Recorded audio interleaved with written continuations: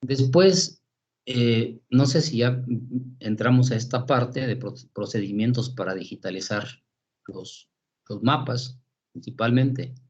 No recuerdo si llegamos hasta este punto. ¿Ustedes se acuerdan?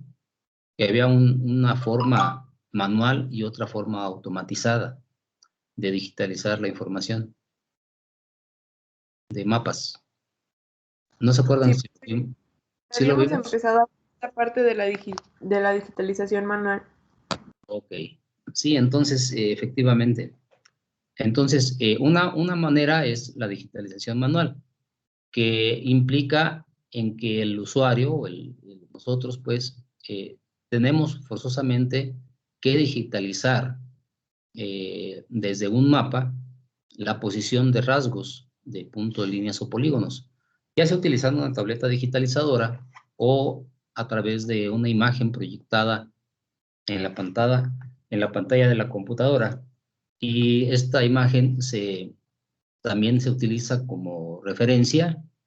Puede ser una imagen de satélite o puede ser una imagen de un mapa. Se utiliza como referencia para trazar también igual rasgos puntuales, lineales o polígonos. Entonces esa sería la situación. Para esto se tiene que preparar el mapa, nuestro mapa, o en el caso de un mapa impreso, se tiene que preparar.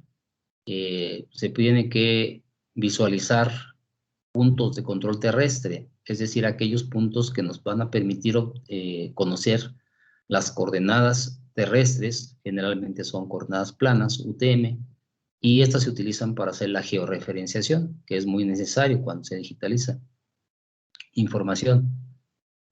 También se podría hacer, en lugar de un mapa impreso, podríamos escanear un mapa o bien utilizar una imagen ya digital, por ejemplo, una imagen de satélite. Y esto también se podría utilizar como base. Luego, también es posible entonces llevar a cabo ya la georreferenciación utilizando puntos de control terrestre. Es un procedimiento que se basa en coordenadas de puntos conocidos y de esa manera las unidades mediante las cuales, por ejemplo, un mapa fue escaneado, se convierten a coordenadas geográficas, coordenadas terrestres, igual que si fuera un mapa impreso. Normalmente se observan puntos de control, pueden ser cuatro puntos que estén en las esquinas del mapa. Y estos puntos de control, para no errarle mucho, normalmente se toman, en el caso del mapa, ahí se toman intersecciones de ejes X y ejes Y, obviamente a los cuales se les conoce sus coordenadas, X y Y. En el caso de una imagen, este, ya sea un mapa, la imagen del mapa, pues también se pueden observar las coordenadas. En el caso de una imagen de satélite, ahí sí no hay coordenadas, ahí sí tendría que uno definir puntos de control, que podrían ser intersecciones de caminos o quizás algún detalle muy visual, muy característico del terreno que nos permita ahí marcar un punto. Entonces esa sería la situación. ¿Me permiten? ¿Sí, Daniel?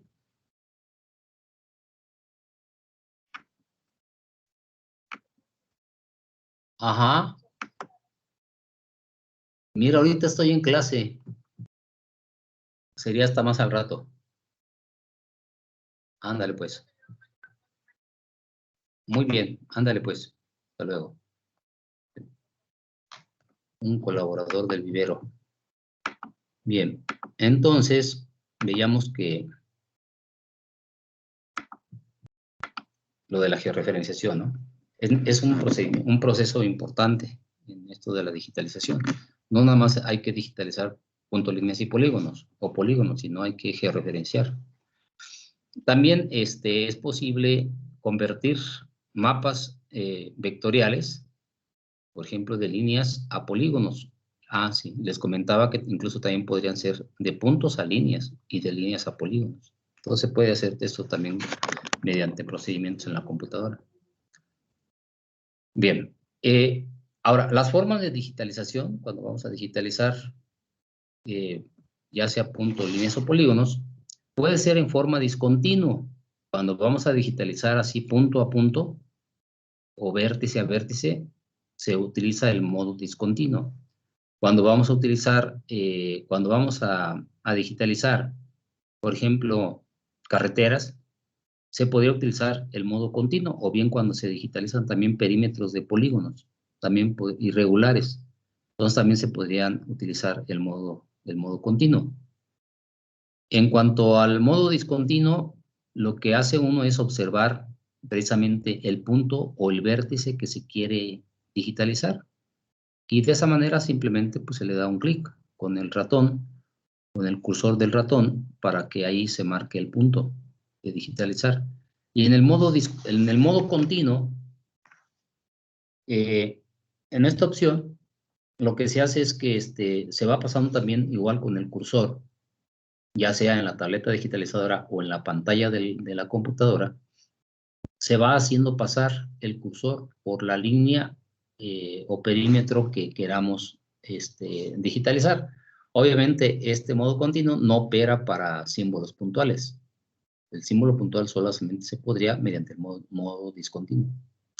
Pero para líneas y perímetros de polígonos, sí podría ser el modo continuo.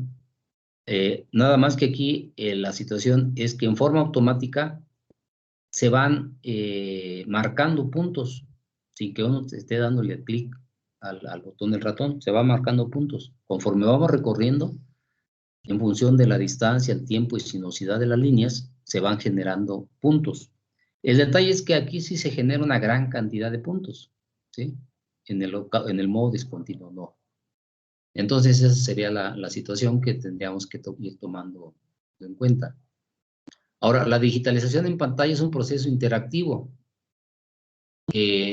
Entonces, aquí, pues obviamente uno como usuario tiene que tratar de observar aquellos rasgos y definir los puntos específicos o vértices específicos donde habría que marcar hacer una digitalización.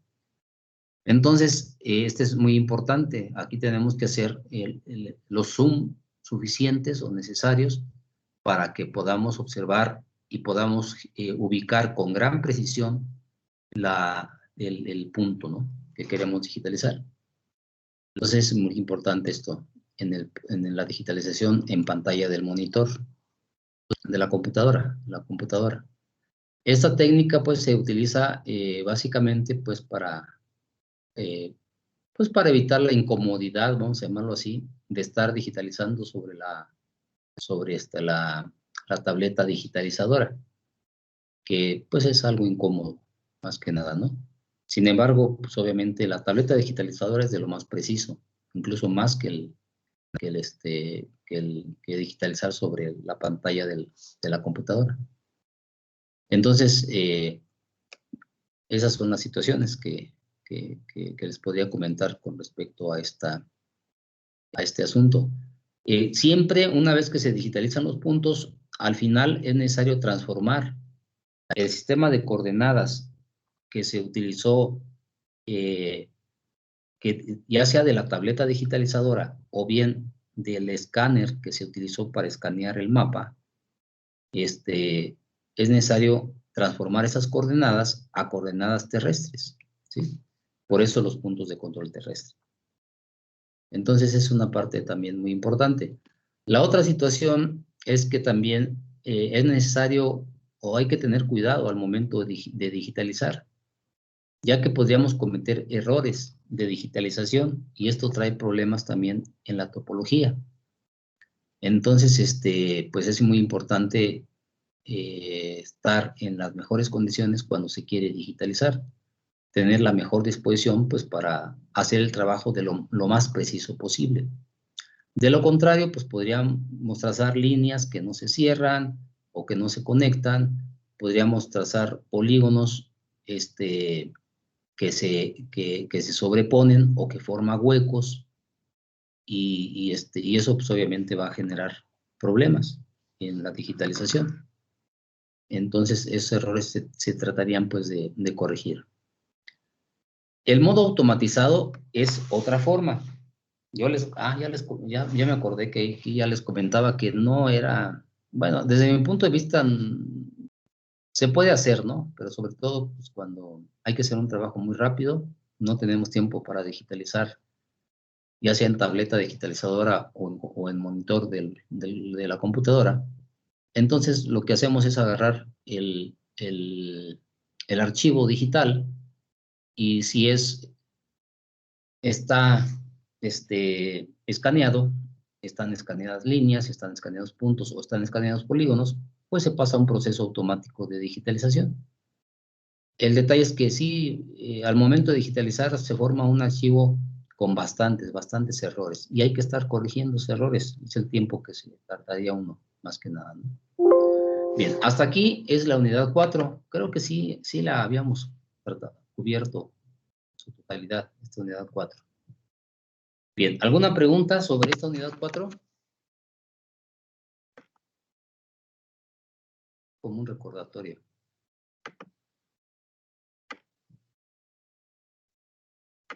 ¿No? ¿No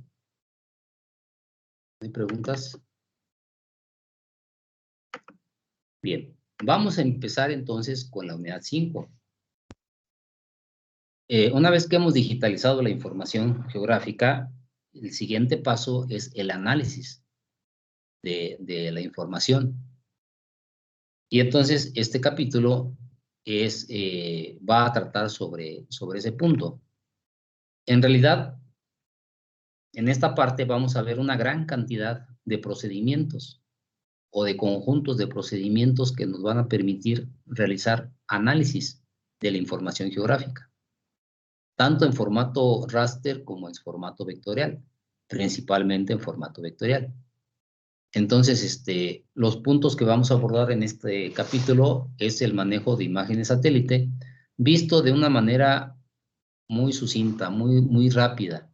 ¿Por qué? Porque para el próximo semestre ustedes van a llevar el curso de teledetección, ¿sí? De procesamiento de imágenes, y allí, pues ahí sí se ve todo, ¿sí? Muy completo. Entonces aquí nada más algunas ideas de cómo se manejarían las imágenes satélite, para qué nos podrían servir mientras estamos ahorita abordando el tema de sistemas de información geográfica. Ya los procesos en sí los veríamos cuando lleven el curso de teledetección. Luego, otro punto más también importante es el análisis de datos espaciales utilizando diferentes tipos de operadores, de procedimientos. Entre ellos está el álgebra de mapas, operadores de distancia, operadores de contexto, que son tres grupos de operaciones que nos permiten realizar varios tipos de análisis. Está también la interpolación espacial. Ese también es un procedimiento muy utilizado, sobre todo para generar información de aquellas superficies donde es escasa la información base. Es decir, tenemos información a manera de puntos, en forma discreta, a manera de puntos distribuidos en un espacio, pero quisiéramos tener información continua de todo el espacio. Entonces, aquí es donde se utilizan técnicas de interpolación espacial. El punto 4 se refiere a modelos digitales del terreno, que también es otro conjunto de herramientas muy importantes que nos permiten, sobre todo, utilizar ya sea mapas generados mediante interpolación, algún procedimiento de interpolación, o bien modelos digitales de elevación del terreno. Y entonces, ya sea uno u otro caso, se pueden hacer diferentes tipos de productos, análisis y productos de la información geográfica. Por ejemplo, mapas de pendientes, mapas de exposición del terreno, mapas del paisaje. Y luego el último punto tiene que ver con modelado cartográfico. Aquí, pues ya la culminación de los diferentes tipos de análisis que se integran en lo que sería el modelado cartográfico. El modelado cartográfico utiliza todo lo anterior, bueno, dependiendo del caso, ¿no?, que se quiera analizar. Pero ya para resolver un problema ya más complejo de sistemas de información geográfica, se hace a través de modelados, así como existen modelos matemáticos para podernos explicar ciertos aspectos de la realidad, de la realidad, cualquier tipo de realidad, pero estamos hablando de terrenos, ¿no?, sobre la Tierra. Igual, para el caso de modelos cartográficos, también se utilizan cierto tipo de modelos o de formas de sustraer la información de la realidad para poder explicar cierto tipo de, poder explicar esta, ¿no?, en algunos aspectos. Entonces, aquí este punto también es un punto culminante y es muy importante para que todos ustedes conozcan cómo se lleva a cabo el modelado cartográfico. Bien, esos son los temas. ¿Alguna pregunta sobre los temas que vamos a revisar en esta unidad? Por cierto, es la unidad más larga, más grande. Aunque nada más son aquí como 5 puntos, pero en realidad es bastante lo que hay que entender y aprender de esta unidad. ¿Alguna pregunta sobre los subtemas que vamos a desarrollar en la unidad 5, que es el análisis integral de datos geográficos? ¿No? Entonces pasamos a la siguiente transparencia. Y vamos a hablar, les digo, muy sucintamente, muy brevemente, sobre el manejo de las imágenes satélite. Y específicamente de la imagen de satélite, ¿sí? Esta es la que vamos a estar revisando. ¿Qué es lo que se puede generar como productos para un sistema de información geográfica a partir de imagen de satélite? El primer elemento que nos permite generar las imágenes satélite es hacer cartografía, hacer mapas a partir de imágenes satélite. Estos mapas pueden realizarse de diversos temas. Por ejemplo, mapas de uso de suelo y vegetación, mapas edafológicos, mapas geológicos, mapas hidrológicos, mapas fisiográficos. Todos estos, esta cartografía se le llama temática, ¿sí? Se puede generar a partir de las imágenes satélite. Entonces, y de tal manera, pues, que aquí lo que importa es generar ciertos procesos de clasificación de imágenes, donde se agrupan cubiertas terrestres con características más o menos similares, y entonces se genera esa cartografía temática. Hay otro producto que son matrices de valores del terreno, es decir, valores, una matriz de valor. Esto se utiliza sobre todo cuando se hacen trabajos de monitoreo para variables del espacio, del terreno. Por ejemplo, la temperatura. Puede ser la temperatura del terreno o puede ser la temperatura del mar, ¿sí? Entonces, por ejemplo, en el caso del terreno, la temperatura del terreno, pues tenemos los incendios forestales y ahí se puede hacer un monitoreo de incendios forestales desde su ubicación, qué tanta superficie abarcó, este punto o esta ubicación, qué condiciones de índice de peligrosidad de incendios tiene en función del tipo de cubierta vegetal o del manejo que se le dé a esta. Entonces, todos esos aspectos aquí se visualizan y se generan matrices de valores del terreno o índices también. Pueden ser índices, por ejemplo, de vegetación o índices de peligrosidad de incendios forestales, hablando de índices.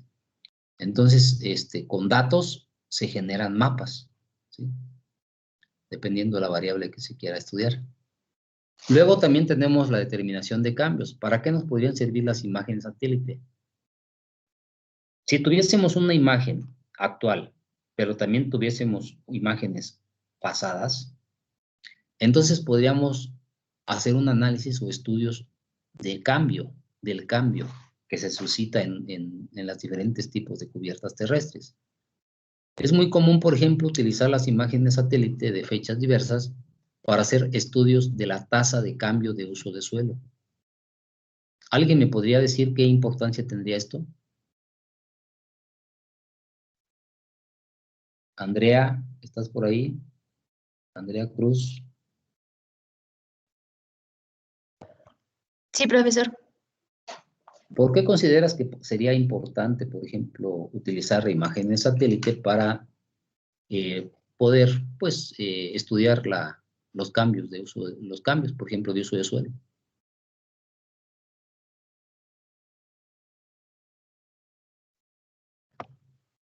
Quizá para tener ¿cómo decirlo? Un estudio más preciso cuando se quiere hacer una investigación pues de algún tipo de vegetación, cuando se quiere, por ejemplo, hacer acciones de reforestación Claro. o ¿qué otra cosa puede ser? Pues para hacer acciones de reforestación, acciones para la construcción de presas, pues sí, eso. Así es. Sí, aquí es muy importante, ¿no? El poder entender que las imágenes de satélite, obviamente, lo que nos dan son información fidedigna de el terreno y de los elementos que sobre este se encuentran. Y entonces pueden estudiar desde varios aspectos, tanto ver superficies, ver distancias, o discriminar diversos tipos de cubiertas terrestres, pero también, por ejemplo, ver qué tanto cambia un tipo de cubierta terrestre durante un tiempo determinado, para poder planear y poder realizar, pues, políticas que nos permitan mejorar la actividad que se pueda desarrollar en los terrenos, sobre todo en los terrenos forestales, ¿no? Eso también podría obviamente aplicarse para cuestiones agrícolas o para cuestiones acuícolas, ¿sí? De agua también, o de almacenamiento de agua, por ejemplo, las presas, para estudiar, por ejemplo, el efecto de las plagas forestales o de los incendios forestales. Entonces, es muy importante, pues, entender los diferentes procesos que se hacen a las imágenes satélite, utilizando imágenes de diferentes fechas, para poder determinar cambios, ¿sí? En superficies del terreno o en elementos que estén dentro de estas cubiertas terrestres. Y finalmente, el otro aspecto que también es importante tomar en cuenta es que a partir de las imágenes de satélite y ciertos procedimientos que se pueden realizar con estos, se puede determinar patrones de la distribución espacial, por ejemplo, o la forma que tienen los rasgos, o incluso establecer vínculos entre ciertos elementos de la superficie terrestre. Entonces, también entonces pueden medir o establecer relaciones entre objetos y hacer, pues, también mapas al respecto, ¿no? En forma gráfica sería esto mismo que ahora están observando en esta diapositiva. Por cierto, déjenme ver que se haga más grande. Nadie me observó que podía hacerla más grande, ¿verdad? Ok, pero ya me di cuenta.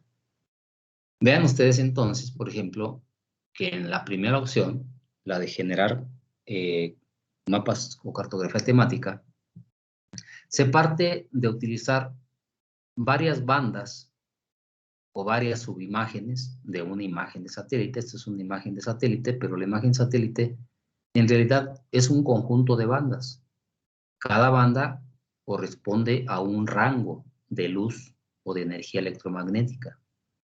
Por ejemplo, hay una banda que corresponde a la luz azul, otra banda que corresponde a la luz verde, otra a la luz roja. Estas tres bandas en realidad nos dan información de energía reflejada por la superficie terrestre en el rango de luz visible, porque es la luz que nosotros los humanos vemos, este tipo de energía, la luz visible. Entonces, al obtener imágenes en estas 3 longitudes de onda, si las combinamos, vamos a generar una imagen en color, y entonces ya vemos el color. Otro tipo de rangos de luz o de energía, que es el infrarrojo, que se utiliza para teledetección o clasificación de imágenes. Entonces aquí también podemos tener imágenes de infrarrojo. Igual que en el caso anterior de la luz visible, el rango de infrarrojo se divide en 3: infrarrojo cercano, infrarrojo medio y infrarrojo lejano. Entonces, es en función también de la longitud de onda. La longitud de onda más corta, muy cercana a la longitud de onda de la luz roja, corresponde al infrarrojo cercano. Y aquí es muy importante porque con esta banda de infrarrojo cercano, pueden ser una o varias bandas de infrarrojo cercano, se puede analizar la vegetación. Porque resulta ser que la vegetación es el elemento natural que más variación de reflectancia en energía infrarroja manifiesta. Más que el suelo mismo, más que el asfalto o el cemento, más que el agua también, obviamente. La vegetación es el elemento natural que más variación en la reflectancia de esta energía infrarrojo cercana manifiesta, se da. Entonces eso nos permite analizar la vegetación en cuanto a su vigor, ¿sí? O es decir, aquella vegetación muy verde, o quizás en etapas fenológicas, vegetación pequeña, vegetación que va creciendo y vegetación ya adulta, o incluso ya en etapa de vegetación seca, ¿no? Por ejemplo, los árboles perennes y los árboles de hojas caducas. O bien estudiar, por ejemplo, la afectación de plagas. ¿Sí? O sea, si un árbol no tiene plaga, pues está verde, está muy bonito. Pero si el árbol tiene plagas, pues empieza a tener problemas de coloración, de cantidad de energía que se reflejaría. Y entonces todo ello pues, se puede estudiar a través ya sea del infrarrojo cercano, incluso comparando con información del color rojo, el rojo o infrarrojo cercano. Entonces, bueno, me estoy metiendo un poquito a explicarles este asunto, pero en realidad aquí el punto es la clasificación. Utilizamos de las bandas para generar clasificación, y la clasificación puede ser visual o puede ser automatizada. Es visual cuando uno, a partir de una banda o de una combinación de bandas, puede uno observar los detalles y digitaliza uno esos detalles, ya sea a manera de puntos, a manera de líneas o a manera de polígonos. Esa es la forma de clasificación visual. ¿Por qué? Porque el intérprete, el usuario es quien interpreta, quien visualiza los rasgos que hay que digitalizar, ¿sí? Y de qué manera. Y hay otro sistema automatizado en donde uno simplemente le dice, ¿sabes qué? Pues estas son las unidades que quiero que digitalices, los tipos de cubiertas terrestres, hace unas muestras que se llaman campos de entrenamiento, y entonces aplica un algoritmo. Hay varios tipos de algoritmos. Aplica un algoritmo y da como resultado ya la clasificación, el agrupamiento de píxeles en las diferentes cubiertas terrestres que se desean clasificar la imagen. Entonces, ese sería más o menos el procedimiento, de tal manera que al final, pues tenemos una imagen clasificada, donde se pueden apreciar fácilmente los diferentes tipos de cubiertas terrestres, con sus delimitaciones correspondientes. Estos finalmente son píxeles, ¿verdad? Es una imagen pixeleada, vamos a llamarlo así, formada por píxeles. Pero aquellos píxeles que tienen el mismo color, pues corresponden a un mismo tipo de cubierta terrestre. Esta imagen así en formato raster, en píxeles, se puede vectorizar, ¿sí? Se pueden formar polígonos, por ejemplo, de tipos de vegetaciones o de suelo. De raster se pasa a polígonos. Y entonces, pues ahí ya tenemos entonces una capa ahora, no nada más la capa que resultó de la clasificación en raster, sino podríamos tener también ya capas en formato vectorial, ¿sí? Principalmente polígonos. Entonces, esta es una gran ventaja que se puede llevar a cabo haciendo ese tipo de trabajo, ¿no? Hablábamos también pues de que se podía, en el caso del segundo caso, de hacer monitoreos, determinar, hacer estudios a través de valores del terreno. Podríamos entonces también generar a partir de las bandas, de las imágenes satélite, y utilizando un modelo matemático que nos permita discriminar aquellos píxeles que tienen cierta reflectancia o niveles de reflectancia para poder definir cierto tipo de variables de la cubierta terrestre y generar finalmente, en este caso, un mapa de algún tipo de variable, por ejemplo, temperatura o precipitación, o incluso podríamos ver, por ejemplo, cuestiones de dasometría o dasonomía. Y podemos también utilizar modelos para generar ese tipo de mapas.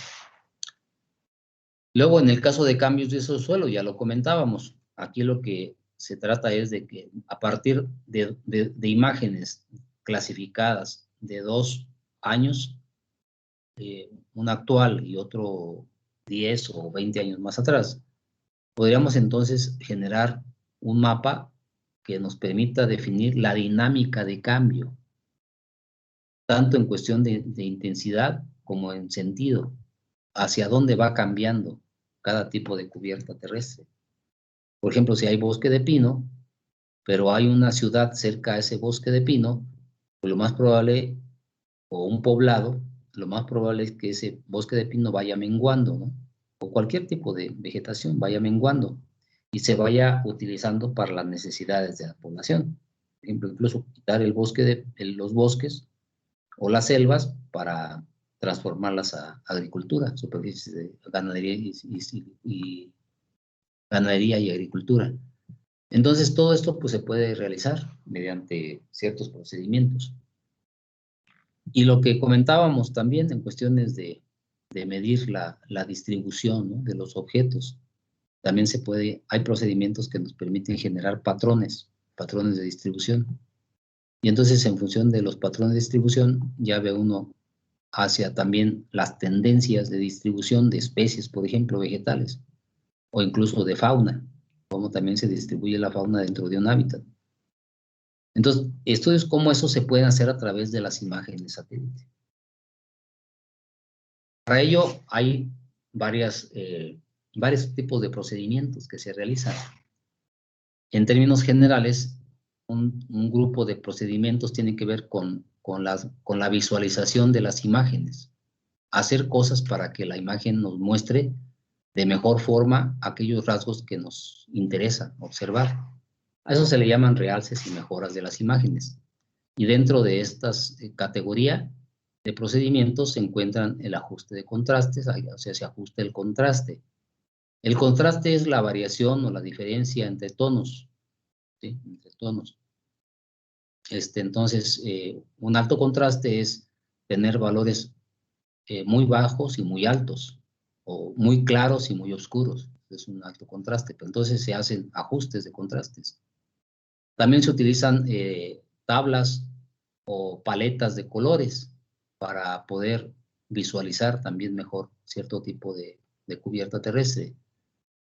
Así como de tal manera que también, bueno, podemos hacer la compresión y la expansión del contraste en general de toda la imagen, no nada más de ciertas partes. También podríamos hacer composiciones de bandas para generar colores. En este caso, si utilizamos las bandas azul, verde y rojo, vamos a tener imágenes de color natural. Si utilizamos si quitamos, por ejemplo, el azul y utilizamos verde, roja e infrarrojo cercano, entonces vamos a tener una imagen que se llama falso color,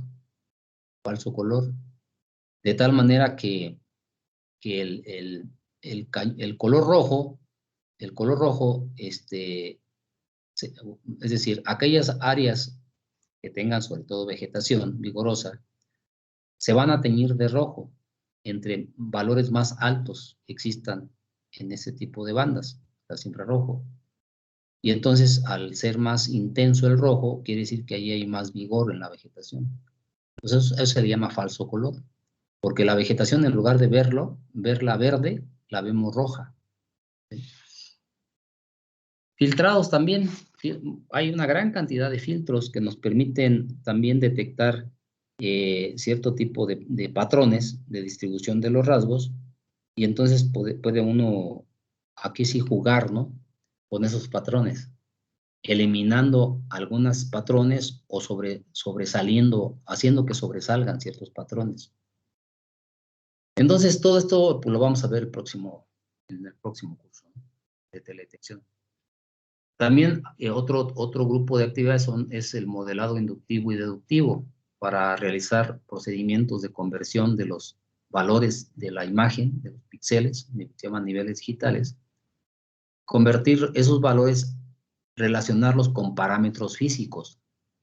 Por ejemplo, finalmente, pues las imágenes digitales son imágenes cuyos valores van de 0 a 255. Entonces, ese rango de valores los podríamos correlacionar con algún parámetro físico de la Tierra, de la cubierta terrestre, y entonces encontrar cierta correlación entre los valores y la cuantificación de esos parámetros físicos. Entonces eso también se hace, ¿no? Cocientes e índices de vegetación, que es dividir imágenes de ciertos valores, ciertos rangos de longitud de onda, se hacen los cocientes o las divisiones, y se nos generan índices. El más común es el índice de vegetación, pero también pudiera ser índice de incendios, por ejemplo, incendios forestales. Incluso podrían hacerse índices de sitio. No sé, ustedes todavía no llevan dendrometría, empiedometría, ¿verdad? ¿No llevan todas esas materias? Estamos llevando epidometría. Empiedometría. Dendrometría ya la llevaron. Sí, la llevamos el semestre pasado. Bueno, en epidometría, ahí ven lo que son los índices de sitio. Todavía creo que no llegan a ese tema, quizás, pero tiene que ver con productividad, la productividad de los terrenos forestales. Entonces, pues con las imágenes satélite y este tipo de procedimientos podríamos llegar también a ese tipo de estudios, o componentes principales o transformaciones de los valores de las imágenes, o trabajar a nivel de dividir el píxel en valores ya más específicos, más precisos. Todo eso se puede hacer pues con las imágenes satélite, ¿no?, los valores de reflectancia de los satélites.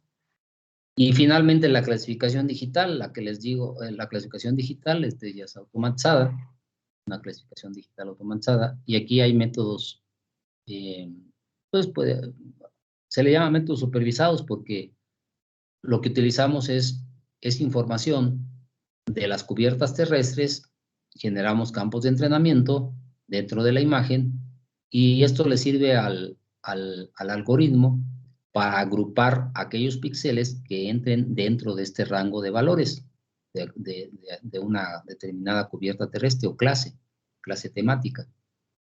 Eso se llama método supervisado. El método no supervisado no incluye esta acción. El algoritmo hace toda la clasificación sin considerar qué tipo de cubiertas nos podrían interesar a nosotros. Entonces, pues todos estos procedimientos, como les comento, los vamos a ver allá en teledetección. ¿Ok? Eso tiene que ver con imagen satélite.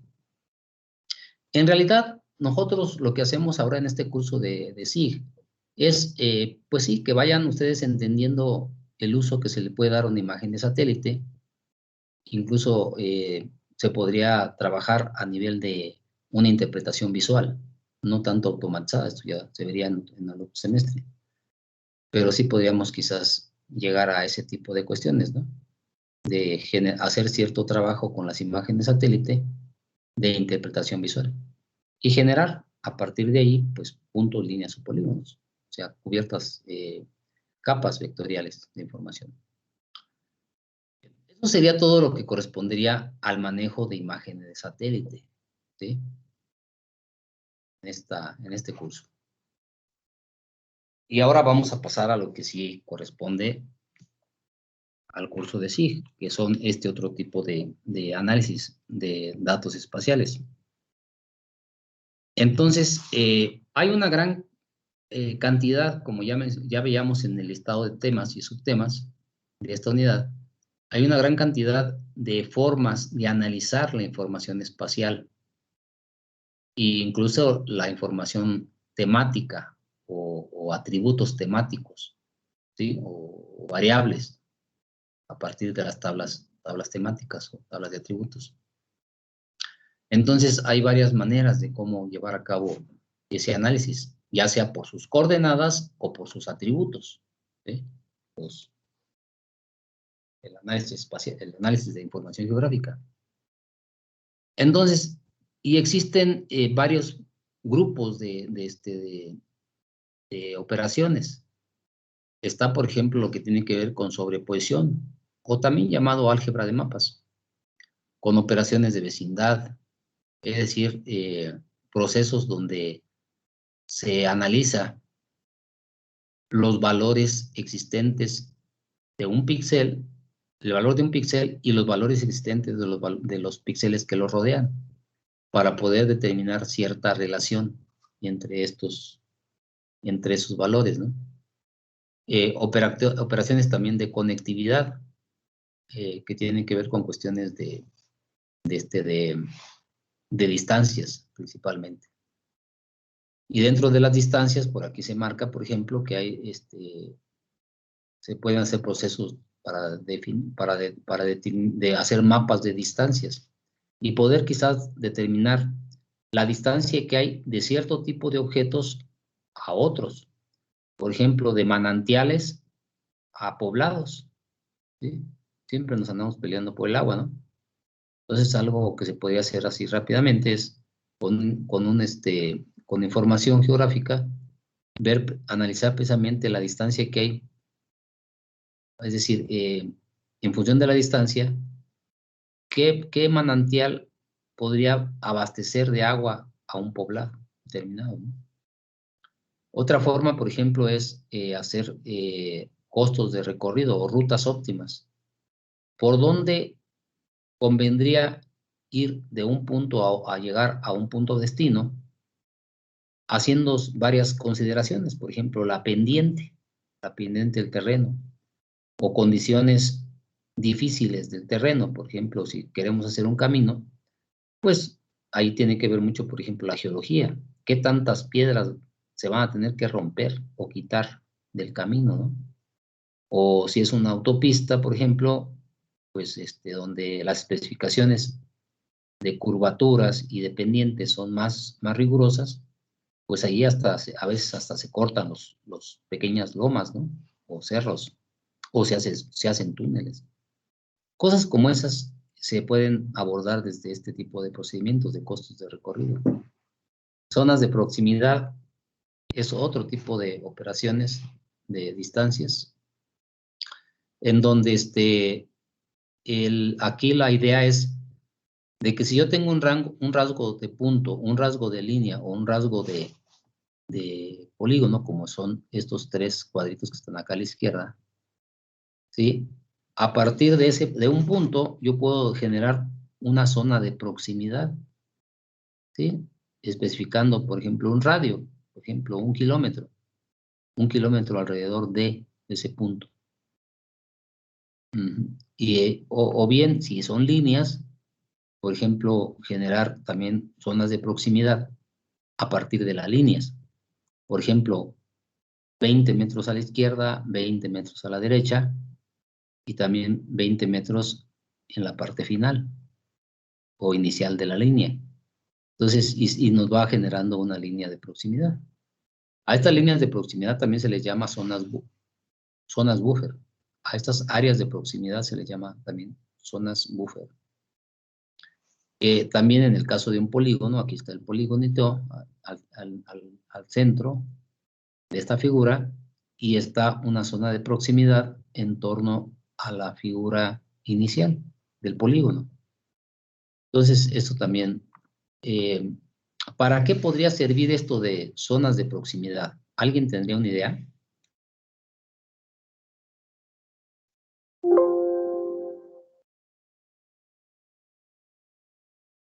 Hola, hola. Se me está acabando la pila, déjenme conectarme antes de que suceda una desgracia. ¿Para qué podríamos utilizar estos procesos, por ejemplo, de determinar zonas de proximidad? ¿En qué casos?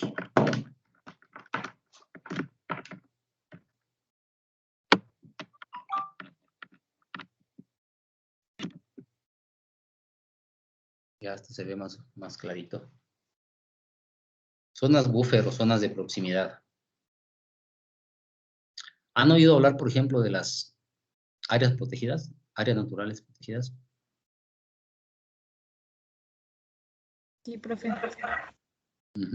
Entre ellas, por ejemplo, están los parques, ¿no? Están las reservas de la biosfera. Bueno, pues todas estas áreas protegidas generalmente se define una zona núcleo, y la parte central o más importante, pero también se delimita una zona de proximidad en torno a estas zonas núcleo. Y se definen diferentes condiciones de manejo o de trabajo o de aprovechamiento de los recursos, dependiendo si es zona núcleo o si es zona de proximidad. Entonces, para poder delimitar ese tipo de zonas, pues se hace algún procedimiento de esos que estamos viendo aquí, ¿no? Generalmente sería un polígono, ¿no? En torno al polígono. En torno a un polígono se hace una zona de proximidad. ¿Cuándo sería el caso de líneas? Por ejemplo, caso de líneas. Esto ya lo hemos hecho, yo lo he hecho incluso, y varios maestros también. Cuando se hacen estudios, por ejemplo, para la Comisión Federal de Electricidad, para el tendido de líneas de conducción eléctrica, que va de X lugar a otro lugar, generalmente se genera algo que le llaman como derecho de vía. 20 metros a la izquierda y 20 metros a la derecha, es decir, una franja de 40 metros en torno a una línea central, es lo que tiene que, pasa a ser propiedad de la Comisión Federal de Electricidad y se tiene que respetar esa franja, por ejemplo.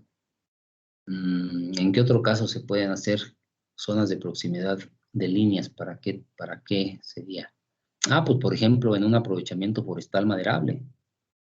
En un aprovechamiento forestal maderable, saben que se rodaliza la vegetación, ¿no? La cubierta vegetal. Se forman rodales.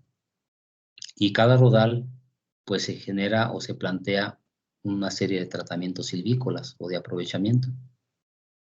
Pero también hay zonas no nada más de aprovechamiento, sino hay zonas de conservación que se tienen que marcar, se tienen que señalar en esos predios forestales que son sujetos a aprovechamiento forestal.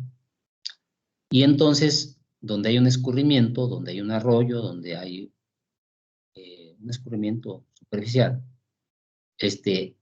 también igual, se tienen que hacer franjas, igual, quién sabe por qué esos 20 metros, también se utilizan los 20 metros, para que del centro del arroyo, 20 metros a la izquierda y 20 metros a la derecha, no se debe derribar ningún árbol, en caso de que existan ahí árboles.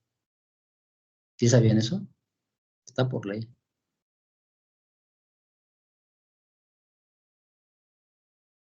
Bien, entonces, pues son aspectos que hay que ir tomando en cuenta, ¿verdad? para entonces decidir qué tipo de operadores o qué tipo de procesos de análisis de información geográfica se tienen que realizar. De tal manera que vamos a entrar aquí, por ejemplo, a analizar el tema de los operadores que tienen que ver con cuestiones de álgebra de mapas o sobreposición. Vamos a ver ahorita. En ese caso, el álgebra de mapas. Estos procedimientos de álgebra de mapas, como dice aquí, incluyen un amplio conjunto de operadores que se ejecutan sobre una o varias capas de información. Vean ustedes que hablamos de capas raster, ¿sí? Una o varias capas raster de entrada, y cuyo producto es otra capa raster de salida, ¿sí? Entonces, en este conjunto de operaciones, vamos a realizar pues, ciertos análisis considerando una o varias capas de información raster. Y obviamente la salida tiene que ser también raster, ¿sí? Si yo trabajo con capas raster, lo que voy a generar finalmente también es otra capa raster. Igual que si trabajara con vector, lo que voy a generar generalmente va a ser también una capa producto del análisis de vectores a otra capa vectorial. Solo que quisiera hacer una transformación de vector a raster o de raster a vector, en esos casos específicos sí, ahí varía, ¿no? La salida. O sea, es el antagónico, es lo contrario. Entonces, bueno, ese es el álgebra de mapas. Se entiende por álgebra de mapas al conjunto de técnicas y procedimientos que operando sobre una o varias capas en formato raster permiten obtener información derivada, generalmente en forma de nuevas capas de datos. Aquí, lo más común, y el mismo nombre lo dice, álgebra de mapas.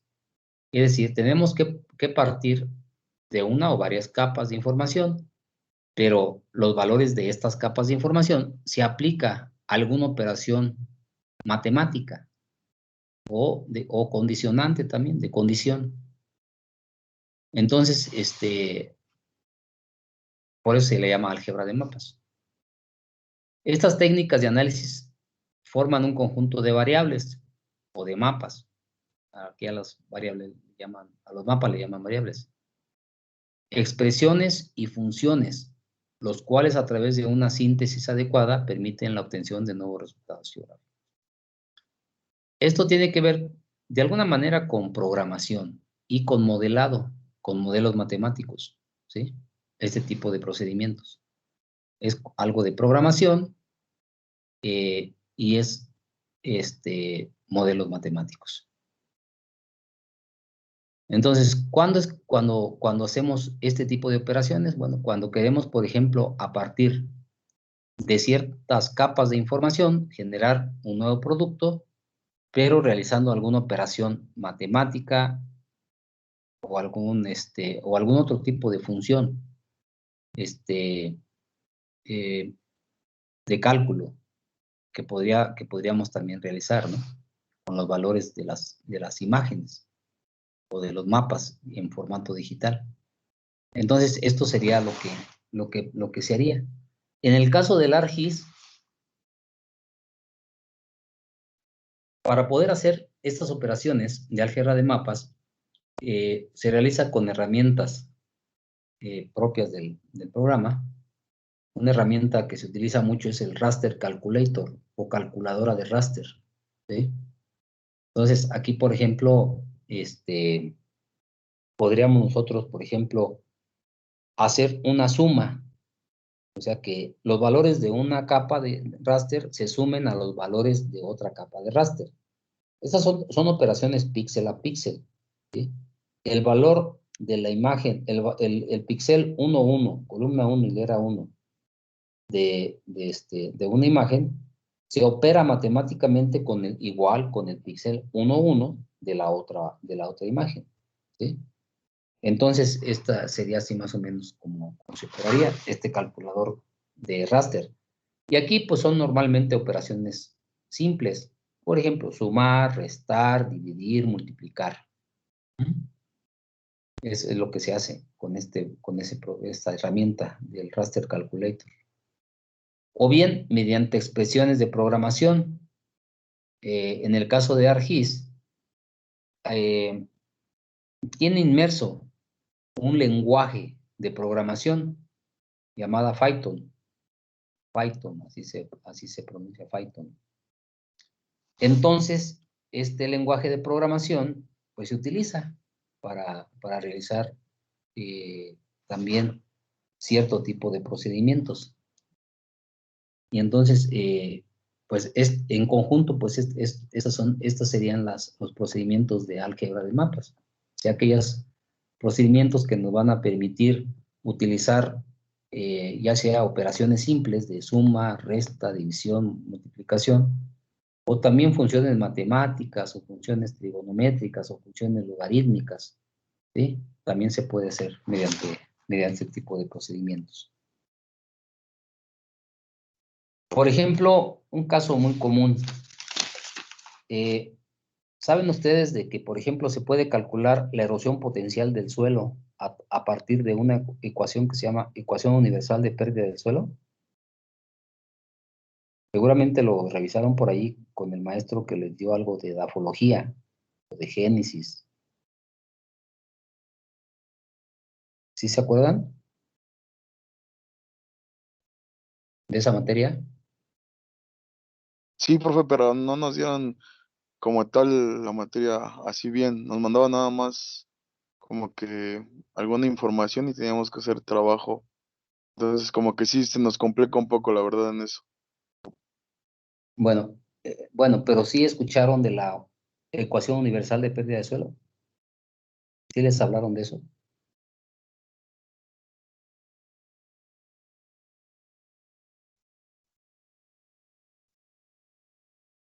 ¿No? No, profe. Bueno, es que hay varias formas de calcular. Bueno, hay varios tipos de erosión en principio, ¿ah? Pero también hay varias formas de calcular, por ejemplo, la erosión potencial hídrica del suelo, la que se produce por el efecto hídrico, ¿no? Y también por cuestiones de manejo del suelo, de la pendiente del suelo, varios factores que se pueden utilizar, que se utilizan para hacer ese cálculo. Le llaman factores. Entre ellos está efectivamente, ¿no? La capacidad de erosión que tiene la lluvia al caer sobre un determinado tipo de suelo. También la fragilidad que tiene el suelo para disgregarse, ese es otro factor. También la longitud de la pendiente de las laderas, ese es otro factor. También el tipo de manejo que se le está dando a la cubierta vegetal de un terreno, ese es otro factor. Bueno, el chiste es que todos esos factores se calculan, ¿sí? Se calculan y finalmente esos factores, esos valores, se generan capas de información para cada factor, ¿sí? Capas raster para cada factor. Y así como le están viendo ustedes acá en la parte izquierda, que hay un factor LS, hay un factor C, dice factor, pero es el factor. Hay un factor R, hay un factor K, por ejemplo, ¿no? Todos esos factores, o estas capas de información, que son factores, que se utilizan finalmente para el cálculo de la erosión, lo que se tiene que hacer es simplemente multiplicar los valores de las 4 capas o 5 capas, dependiendo de la cantidad de factores que se utilicen. Y para eso lo que utilizamos es una herramienta que está aquí en este módulo que se llama ArcToolbox, y dentro de ArcToolbox hay otro conjunto de procedimientos que se llama Spatial Analysis Tools, y dentro de Spatial Analysis Tools o herramientas de análisis espacial, está otra que se llama álgebra de mapas, o Map Álgebra. Y dentro de álgebra de mapas hay un procedimiento, aquí lo vemos como un martillito. Cuando ya llegamos al martillito, es que esa es la herramienta, ese es el procedimiento ya final. Todos los demás nombres son como para llegar hasta esta herramienta, ¿sí? sea, tenemos que entrar a Toolbox, tenemos que entrar a Spatial Analysis Tool, tenemos que entrar a álgebra de mapas, y al final, para seleccionar esta herramienta que se llama calculadora raster, o raster calculator. Entonces ya entra uno a esta opción.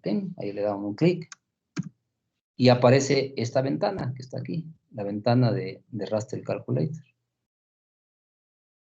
Aquí lo que previamente yo ya había hecho era desplegar los factores, ¿sí?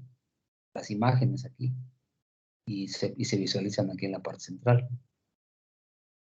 Lo que hay que hacer nada más es darle doble clic aquí al factor ls, doble clic y le damos el operador matemático que queremos hacer. O sea, decimos a esta capa, factor ls, la vas a multiplicar, y entonces aquí tenemos los símbolos de los operadores, ¿no? División, multiplicación, resta y suma. Entonces, en este caso, le vas a multiplicar con el factor C, y después a estos lo vas a multiplicar por el factor R, y después a esos tres lo vas a multiplicar por el factor K. Y entonces, de esa manera, al final yo obtengo una nueva capa que le voy a llamar erosión, por ejemplo. Erosión, aquí está. Le doy entonces un clic y se me genera ya el mapa de erosión. No sé si me hayan entendido así el procedimiento explicado así en términos llanos. ¿Cómo se llevaría un álgebra de mapas? Así sencilla, mediante el procedimiento de Raster Calculator, la herramienta. ¿Sí le agarraron?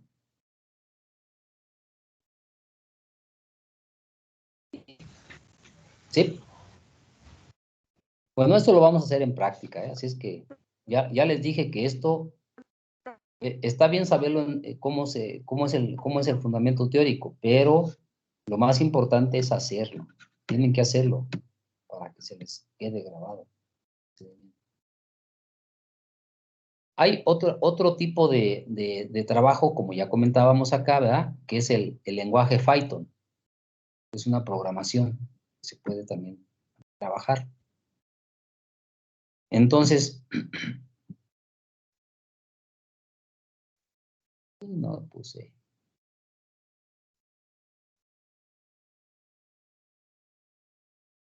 No puse una imagen donde aparece, así como el Raster Calculator, también aparece la herramienta para hacer estas operaciones con programación. Pero bueno, por ejemplo, esta expresión que ustedes ven aquí, opras igual a slop, y entre paréntesis indem, y comillas, es una programación, es programar un procedimiento, ¿sí?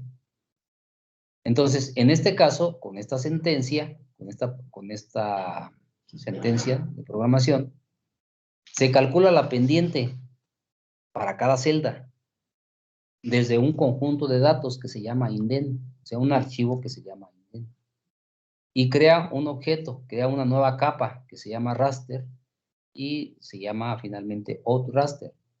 ¿Sí? Entonces, outraster es el producto. Aquí lo que se hace es una sentencia donde se dice, mira, vas a calcular la pendiente de cada píxel a partir de este conjunto de datos. ¿Sí? Ese es, en términos sencillos, una sentencia de programación. ¿Sí? Y entonces, bueno, pues ya uno pone esa sentencia, ¿verdad? Obviamente debe haber un archivo que se llame indem, ¿sí? Para que pueda calcular la pendiente. No sé si me alcancen a captar, ¿no? ¿Cuál sería la forma de operar en este caso con el lenguaje Python? Las herramientas y los operadores se pueden fusionar en declaraciones simples, como las que pues, estamos viendo. El siguiente ejemplo ejecuta varias herramientas y operadores en cada expresión. Por ejemplo, bueno, ya veíamos esta expresión más simple, outrast igual a slop y el tipo de archivo, ¿no? Que iba a utilizar. Pero si a esto todavía decíamos, no, es que a este archivo que tiene que ver con cuestiones de altura del terreno y el INDEM, hay que multiplicarlo por 2 y eso hay que dividirlo entre 57. Entonces, bueno, se complica un poco más la expresión, ¿no? Pero finalmente se dan cuenta que el resultado pues nos va a dar el cálculo de la pendiente, pero multiplicado por 2, y luego todo este valor dividido entre 57. Ese es un ejemplo. Otro ejemplo es el odd dist de distancia, en donde aquí se calcula la distancia, cierto tipo de distancia que se llama distancia euclidiana, por eso dice EUC, distance. El extractor es extractor B y atributos serían estos los atributos, el INRAS, el value y mayor de 105. Entonces, es una expresión también, ¿sí? Para poder calcular la distancia a partir de estos parámetros. En esto de la programación es muy importante tomar en cuenta los paréntesis. Si no hacemos una buena combinación de paréntesis, nos va a dar resultados no deseados. Ustedes ya han manejado esto de álgebra, ¿no? Sí, ya en algún momento ya han trabajado con álgebra, incluso desde preparatoria. Y saben que hay ciertas reglas, ¿verdad? Hay ciertas operaciones que dominan sobre otras, que se hacen primero. ¿Sí sabían eso? Por ejemplo, una multiplicación domina sobre una suma o una resta, igual que una división. ¿Sí sabían eso? Pero si uno quisiera primero forzosamente sumar, pues tendría que encerrar entre paréntesis ese componente de la ecuación para que primero se haga, bueno, en algún momento se haga la suma de esos dos componentes de la ecuación y no el programa lo tome así como sin ninguna prioridad.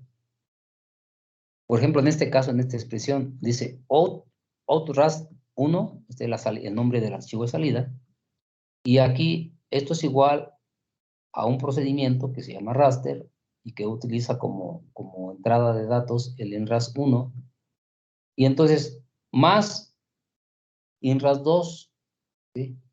Pero estos dos, INRAS1 y INRAS2, que se tienen que sumar, después se tendrían que dividir entre el INRAS3.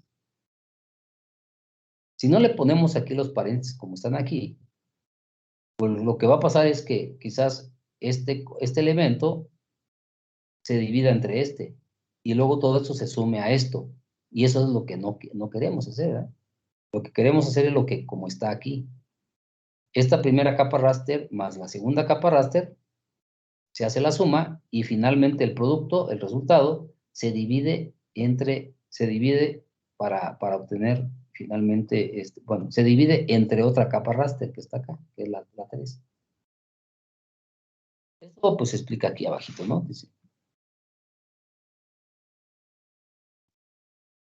Dice, en esta primera expresión se agrega INRAS1 a INRAS2 y el resultado se divide por INRAS3 o entre INRAS3. Sin los paréntesis, como en la segunda declaración, INRAS2 debería dividirse por INRAS3, como ya les comenté, ¿verdad? Pero bueno, eso no es lo que se busca.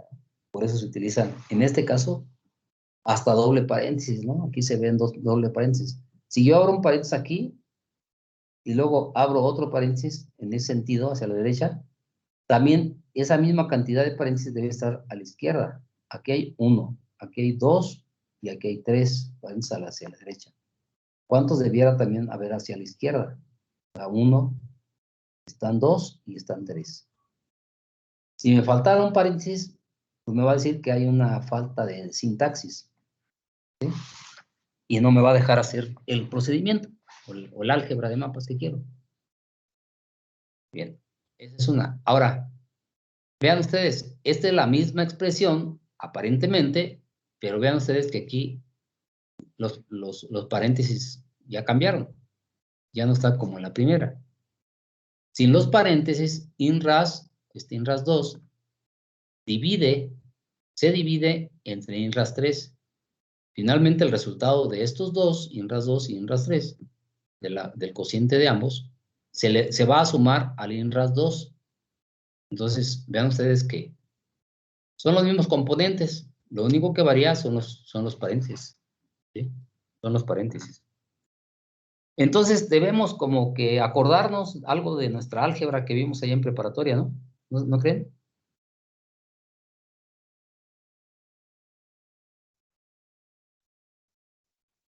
¿O ya se les olvidó todo lo que vieron de álgebra? ¿No, verdad? No. Y más si reprobaron. Si se fueron a un extra, menos se les va a olvidar. Sí, porque tuvieron que estudiar más todavía. Bueno, esto se los comento porque, bueno, es parte, pues, ¿no? De lo que vamos a estar utilizando. Entonces, estas reglas de álgebra. Luego también existe otro tipo de operadores, no nada más matemáticos, sino operadores booleanos. Estos que están aquí. O racionales, estos que están acá. ¿Sí? Y entonces, ambos booleanos y racionales se utilizan también para hacer expresiones. ¿Sí? Y poder generar cierto tipo de producto. Por ejemplo, en esta expresión, A mayor que 2 y A menor que 5. Aquí se establece un rango, ¿no? Entre 2 y 5. Un rango de valores, que son los que se van a seleccionar. ¿Sí? Si no se utilizaran, pero aquí fíjense que hay paréntesis, ¿sí? Para cada término de esta ecuación, o de esta ecuación. Si no se utilizan los paréntesis, la expresión entonces sería quedaría equivocada, ¿no? A mayor que 2 sin paréntesis y A menor que 5 sin paréntesis nos da un error, ¿sí? Nos marca un error. La siguiente expresión se ejecutará debido a que se utilizan los paréntesis. OutRas es igual a raster A, que es el archivo raster, mayor que 2.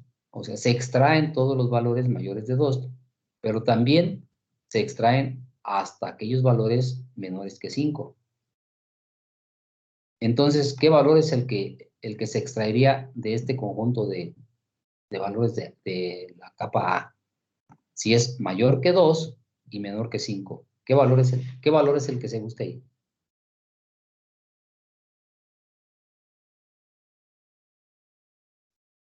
Hola, hola. ¿El 3 y el 4? Exactamente. 3 y 4. ¿Sí? No, sí se acuerdan de álgebra. Muy bien. Bueno, pues son formas, pues, de cómo vamos a estar trabajando el álgebra de mapas, ¿no? Con diferentes capas de información raster. ¿Sí? No puse un ejemplo aquí, pero también hay funciones matemáticas, hay funciones trigonométricas, hay funciones logarítmicas. Están aquí en esta parte de aquí. No sé si alcancen a ver por aquí algo de matemáticas, ¿no?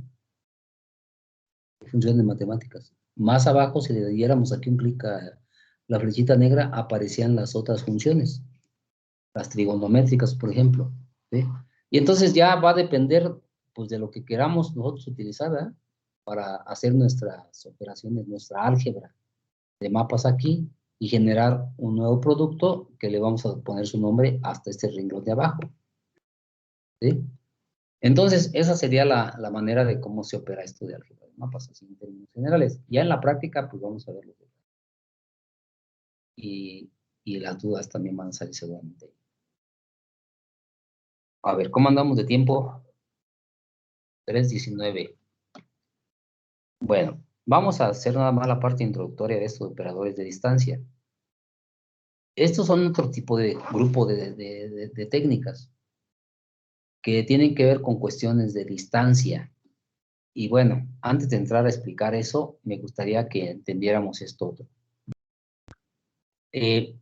Cuando trabajamos en cuestiones de sistemas de información geográfica, y nos metemos al tema de la distancia, resulta ser que hay dos tipos de distancia. La distancia euclidiana, que es la lógica, la racional, ¿sí? Es decir, si tenemos un punto A aquí y tenemos un punto B acá, ¿cuál es la distancia entre estos dos puntos? Pues es el valor de la hipotenusa, ¿no? Que se ve aquí, ¿no? Esa es la distancia entre esos dos puntos. ¿Cómo se calcula? Pues a través del teorema de Pitágoras, ¿sí? El segmento xb menos xa al cuadrado más yb, el segmento yb menos ya al cuadrado, y raíz cuadrada de ello, y entonces ya nos da, es el teorema de Pitágoras, ¿no? Nada más que visto en términos de un sistema de coordenadas cartesianas. Entonces, finalmente, bueno, pues es la suma, en este caso, del cuadrado de los catetos, y esto elevado a la raíz cuadrada, pues ya nos da la hipotenusa, ¿no? El valor de hipotenusa. A esa distancia se le llama distancia euclidiana, ¿sí? Que es la más común. Pero si hubiese gente de sistemas de información geográfica que trabajara, por ejemplo, en desarrollo urbano, entonces le interesaría no calcular la distancia de esta manera, porque, por ejemplo, le dice, tienen que planear obras civiles para, por ejemplo, meter drenaje en las calles. ¿Saben por dónde se pasa el drenaje en una calle? O en una manzana, entre manzanas o blocks. ¿Por dónde pasan el drenaje? Se pasa el drenaje. Generalmente. ¿No les ha tocado ver? Cuando estén arreglando por ahí su calle y están metiendo drenaje.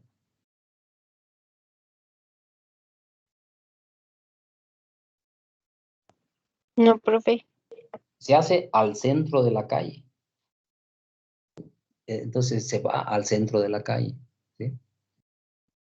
Entonces, si por ejemplo este es un bloque, esta es una cuadra, vamos a hacer como un cuadrado aquí. Todo este cuadrado es una manzana. Es una manzana, ¿no? Una ciudad. Este cuadrado. Obviamente no van a meter el drenaje partiendo en diagonal la manzana, ¿verdad? El cuadrado que conforma la manzana. Tienen que meter el drenaje así, primero sobre el cateto X y luego sobre el cateto Y. ¿Qué implica esto? Pues que ahora la distancia de A a B no es la hipotenusa, es la suma de los catetos, ¿sí? Es decir, sumar esta distancia de aquí hasta este punto y de este punto hasta B. ¿Están de acuerdo? A esa distancia se le llama Manhattan. A lo mejor esto es muy de Estados Unidos o de Nueva York o cosas así, ¿no? Pero entonces, pues así, los que generaron este otro concepto de cómo medir distancia de un punto A a un punto B a un punto A en una área urbana, poblados, pues le llamaron distancia de Manhattan. ¿Ok? Entonces, esta fórmula, ¿cómo variaría? ¿Qué le tendríamos que quitar a esta fórmula para calcular la distancia de Manhattan?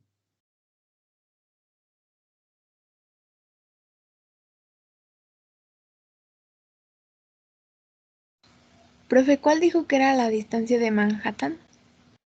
La distancia que va del punto A a este ángulo que se forma aquí, ángulo recto, al punto que se forma aquí. Y de este punto al punto B. Esa es la distancia de Manhattan. Ah, ya. Gracias, profe. La distancia euclidiana es en línea recta del punto A al punto B. Esa es la euclidiana. ¿Cómo se calcula la euclidiana? Pues con el teorema de Pitágoras. aplicado a un sistema de coordenadas cartesianas. ¿Cómo se calcularía la distancia de Manhattan? Sería Sería- quitarle la raíz y los cuadrados. Exactamente, muy bien, muy bien. ¿Sí se entiende? Perfecto. Entonces, bueno, eso es importante, ¿verdad? Dependiendo de qué queramos trabajar. Y de esa manera, bueno, pues podemos entonces utilizar diversas técnicas para poder determinar mapas de distancia, poder determinar zonas de proximidad, poder determinar distancias de costos, con costos. Entonces, son tres tipos de procedimientos.